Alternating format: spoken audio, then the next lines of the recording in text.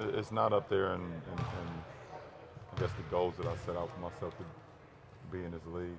Um, I definitely look at the list and saw the list and seen of all the guys that played in this league and the number of guys that play in this league.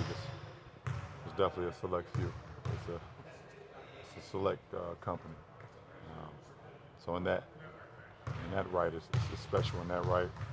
Uh, but I can honestly sit here and say that I've never set out to set scoring records or be a part of a scoring club. You always like to say that you don't reflect in the moment on all the stuff that you've done. But is this one harder to ignore? Only 6 people. No, it's actually been pretty easy. I haven't really even thought about it, to be honest.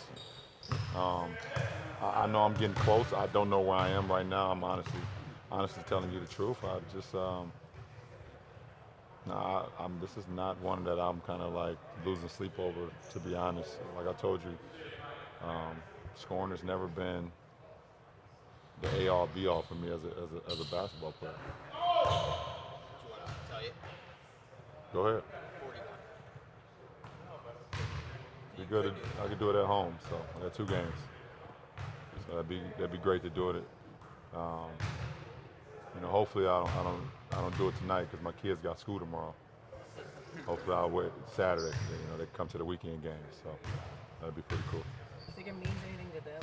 To who? The kids? No, absolutely not. They can care less. What do you do that you're really impressed with your kids? What do I do? What do they like about your basketball? They don't tell me.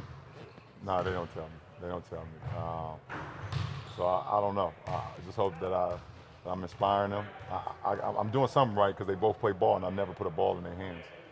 They both love ball. They watch ball. They play it on the video game. So, that part has definitely rubbed off on them. So, and anytime they go out in public when they're not with their parents, other parents come up to us and say, "You guys have wonderful kids." So, I can care less about what I do as a basketball player, is what I do as a father. So, I'm happy with that. I saw you talk to Dwayne Son the other night. Yeah. And you posted about Shaquille O'Neal's son. How close you can track your peers' children and how they ascend through the sport? I only track the kids that I've known since they were born. I've known Sharif since he was born. I've known Shakir since he was born, the little brother of Sharif. I've known Zaire since he was born, Zion since he was born, Cayenne, Lil CP. So I track all the kids that I've known since they were born and I was around. Obviously, I was a teammate of Shaq, teammate of D-Wade's.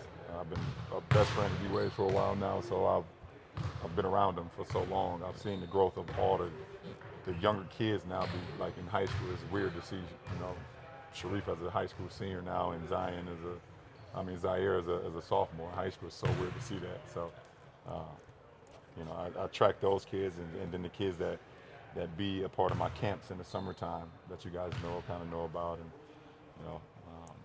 so. At some point, do they go from being a kid to being like, oh wow, this is a player? I mean, obviously you still have the connection to them as knowing them their whole life, but you start to look at them as a player. If they're, why wouldn't I? But at the end of the day, it's family first before basketball. That's what we all preach about, and protecting, the family things, family ties, and we protect that over anything. So, basketball is always like secondary. If you love the game and you approach the game the right way, then the game's going to take care of itself for you. But it's always about taking care of your family throughout anything. You're a fierce competitor, LeBron, but what's it like being a basketball dad when you're sitting in the stands watching your boys play ball? It's a fine line, so it's a fine line of how much you actually put into the game of watching the kids play or how mellow you are. So, it's challenging, definitely, when it's nothing you can do. You can just tell your son or tell the teammates what you see out on the floor, but they also have to do it. So, but it's pretty good just to be there and support, which is very limited, for me with our schedule and their schedule. But anytime I get an opportunity to watch, I love going. I was going to ask you, boys competitive? They have like that? Yeah. Yeah. I mean, if you play the video game and you lose and you throw the joystick and break it, you're competitive. That's one of the things that I knew when I was a kid.